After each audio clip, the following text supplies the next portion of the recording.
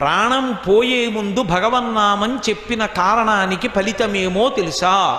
భగవన్నామము యొక్క వైభవం ఏమిటో, ఆయన్ని పిలవడం అంటే ఏమిటో, ఆయన్ని పిలిచినప్పుడు ఆయన ఎంత త్వరతో వస్తాడో, కోటి జన్మల నుండి తను చేసినటువంటి పాపాలు ఏ ఉన్నాయో, ఇంతకన్నా ముందు జన్మల నుంచి ఉన్నటువంటి పాపాలు ఏ ఉన్నాయో, ఆ పాపాల రాశి అంతా కూడా ప్రాణోత్క్రమణంలో నారాయణ అన్నాడు కాబట్టి కాలిపోయాయి.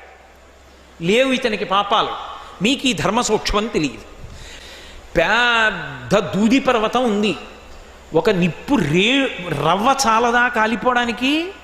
ఒక్కసారి నారాయణ అన్న నామం చాలదా పాపాలు కాలిపోవడానికి? నామము చాలా తక్కువ అని భావన చెయ్యవద్దు. నామ సంకీర్తనము ఎంత గొప్పదో తెలుసా? భగవన్నామము చెప్పడానికి పెట్టి పుట్టి ఉండాలి. అది లేనినాడు